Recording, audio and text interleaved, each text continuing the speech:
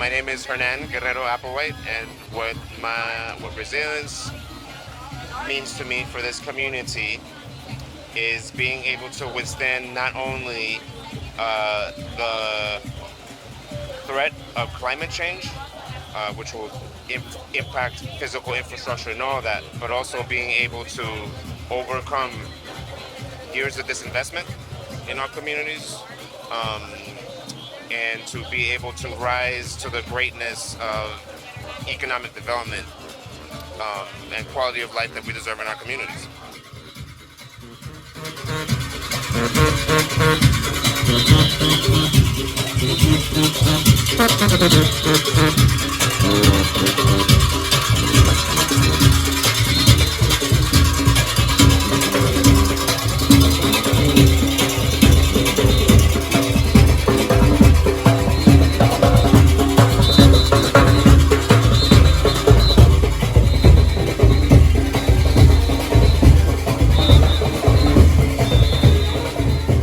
Once upon a time, it was a long time.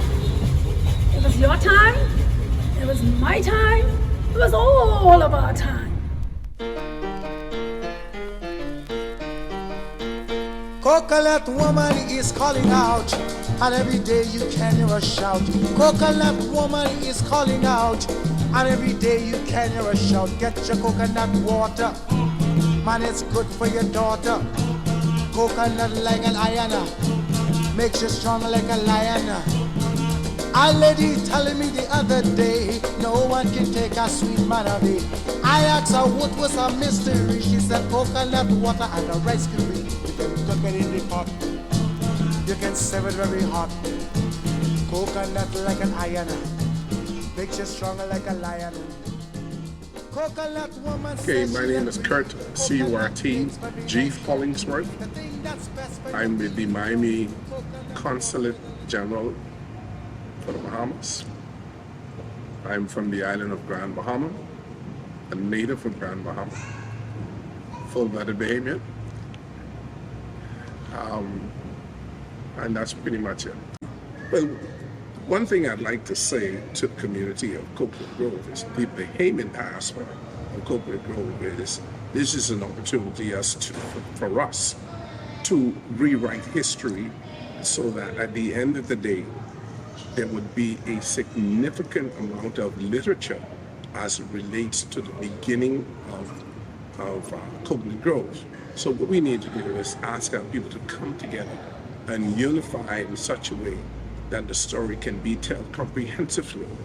And at the end of the day, it'll be worth the while. So we have people that, although it was my grandmother and my grandfather, my aunts, my uncles, and all of those folk, they're gone now. But when you ask the question about being resilient, oh my, all we got to do is just think about Papa. Think about that conch salad. Think about the coconut candy that Grandma made. Think about inviting people over. Thinking about Christ Episcopal Church and how we all came together as one. So that's what I feel about. Yes, I'm Dr. Rick Holton, and I'm from Coconut Grove. I live right on Hibiscus Street, 3350 Hibiscus Street. And I've been here all of my life. I say that for a reason. I think it's important to be connected to a community. So when I have a chance and an opportunity to talk to people and talk about communities, I use myself as an example. I've been here, and I'm not leaving. I won't leave, and that's what it's all about. During the 40s, 50s, 60s, and 70s, they were tied together by black unity and the fact that they were connected to the Grove by the Goombay Festival. This was one of the biggest attractions that black folks had. And it wasn't political, not at all. It was a fun-seeking activity, such as what they have in most Caribbean countries. Brazil being the biggest, they have big festivals. Goombay was adopted because most of the Bahamian settlers settled in the Coconut Grove area around Charles Avenue, Franklin, and Macedonia Church. That's the mecca, Mellon, of where the blacks were, Coconut Grove. Not over town, not Liberty City, and all these other things sprung up, Carol City, wherever. But the Grove was the Mecca. And in the early days, when we had Goombay Festival, you'd have 2,000 or 3,000 people a day marching down Grand Avenue. You could go to one end of Grand, Douglas and Main Avenue, and you can look back and have a sip. You see nothing but people. I want to recognize all the dignitaries as well as the vendors and each and every one of you. That Grove is not going anywhere. Are you with me? Yeah. We are here to stay. All of you have my back 7 years ago when I became a city commissioner, and I've had your back. And now as I go to Congress, I hope to have your back again. Because Coconut Grove deserves everything. And whenever I land in Coconut Grove, it's like a track meet. The Simpsons are there. I filmed them all around this entire park. Yes. I probably filmed every other house and the people in it. And these people that you have here, Yes, sir. I'm looking at all of the faces, especially over here with Thelma Gibson. When I started Voices 13 years ago, she was the first person I started filming. Wow. Thelma Gibson. And the rest of them, I filmed in every church. And as you know, we have 375 people on camera in 3 years and 2 weeks of filmmaking and 550 hours of footage. James Portier Jr., who lives on Oak and Douglas, went to visit him. His father, James Portier Sr., came out of Cat Island to Coconut Grove, right there on Oak and Douglas, in 1913. And he built that house, 4 other houses on the block, and 2 churches right across Douglas.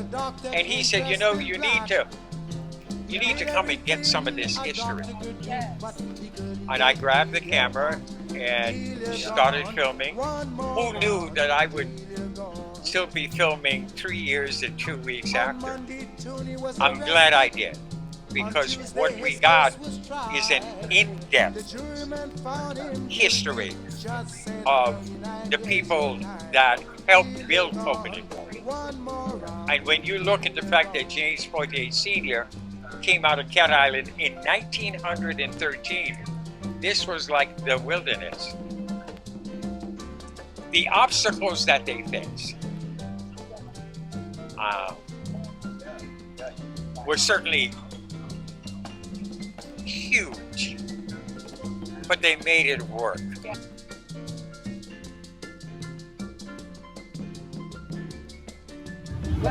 Well, I think that the community have been done a big disservice by uprooting people and relocating them in different areas with all this regentrification and everything. So, you know. Yes, ma'am. Other than that, the Coconut Grove is a rich, place to be living in. You know, it's a rich culture, different diversities.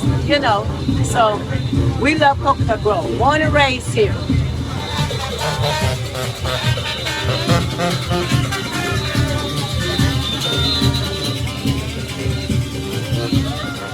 Well, my mom was born in the Grove 92 years ago.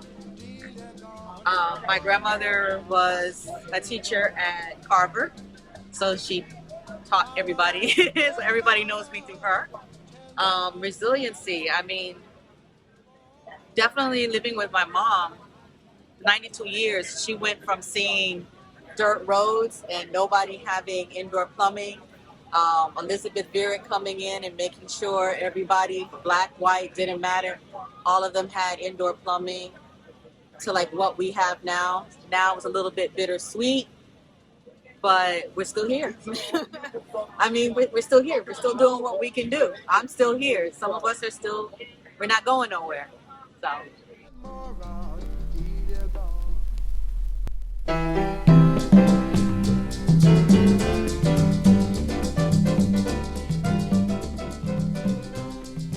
my name is Dreps.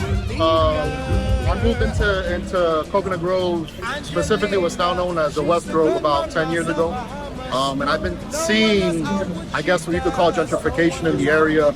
I'm a big history buff. I love history of neighborhoods. I like seeing people, the original people of neighborhoods, the love that they give. Something that that I personally haven't seen in any other neighborhood that I've lived in Miami has been the warmth of the neighbors, that they come by, they say hello to you. They got mangoes on their trees, avocados, whatever. They'll provide that for you during the season. It's a beautiful thing. It's something that I've never experienced before. And it touched me a lot. And seeing this gentrification happen with certain houses here and property values going up and people not being able to afford their property tax and having to move out or cashing out and moving out, it touched me because I'm not from here, but I don't want the spirit of the neighborhood to be lost, right?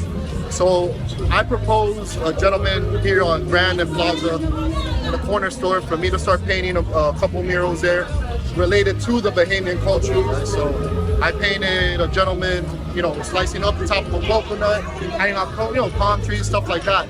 While I was doing that, I got to meet a lot of people in the neighborhood. I met specifically one gentleman, Mr. Witherspoon, he's the city council, and I got together with him, and we've been in talks about doing more walls in the area. I'm doing that because I feel like there needs to be a large representation of the Bahamian culture in the neighborhood. Again, I'm not from here or from the Bahamas, but I feel like through me, I could help and assist to display that on a major street like Grand Avenue, where I feel like it lacks representation of the Bahamian culture. So we're here in Goombay today, Goombay Festival, something that hasn't happened in the last 5 years. Beautiful thing. I got full of culture today, Bahamian culture. Seeing the Junkanoo, the trombonists, it's a beautiful Caribbean festival island thing that it touches me a lot, and I'm here for that. What's your name? My name is Oscar Galvis. I go by Dreps. At Corrigan back in '77. Yes, sir. On Sydney 48. Oh my God. Yeah. Okay. And my concern was this here. There's a house that sits, a wooden house. Somebody told me that Sydney lived there. He visited there. He visited there. Okay. Yeah, that's James Courtney Sr.'s house. Ah. He came from Ken Island in 1913.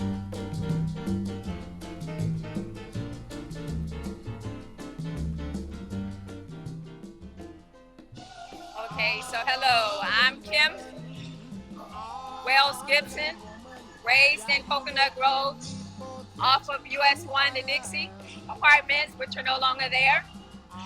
I love this neighborhood.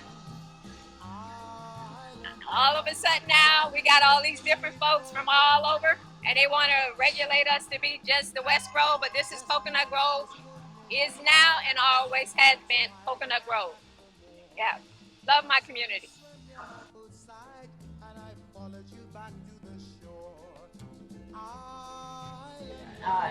Am I wrong, or where is it going? He's talking about my mom's house right here. Right here. Oh, okay. Yeah. Oh, sorry. So I went over there with Reynolds on several occasions to film your mom, you, for weeks at a time. And I'm so glad that I when Judy told me, you need to go to Reynolds' house and film his family, was when I came over there with the camera.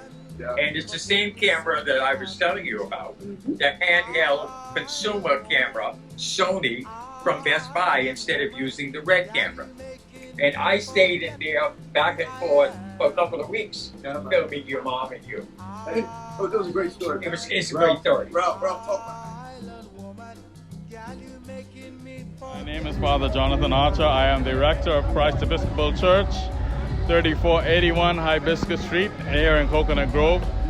It is one of the first churches in the Grove that was founded by Bahamians. It started with a meeting on Charles Avenue in 1901, and it from there has grown into a church that has been an important part of the development of this community. Everybody in the community knows of Father Theodore Gibson. Everybody knows Thelma Gibson. Father Theodore Gibson, former rector of the church, and Miss Gibson still goes there today. She was in church this morning.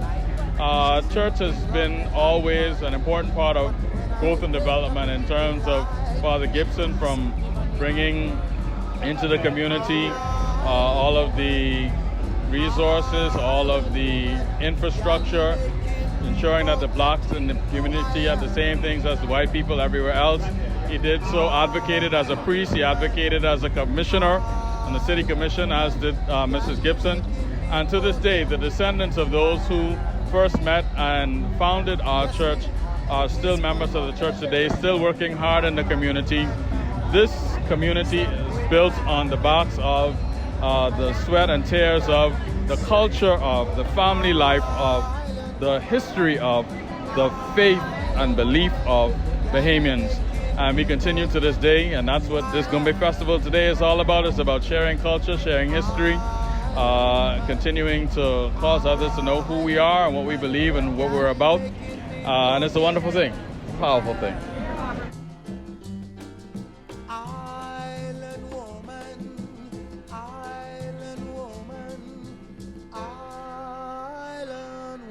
Hi, this is Michelle. Shout out to FIU Goombay Fest 2022.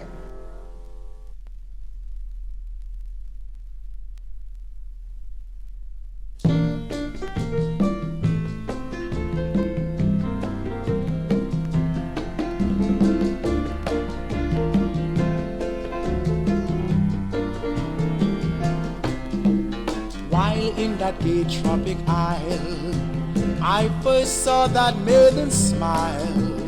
Though I had failed in the past, I said this is true love at last.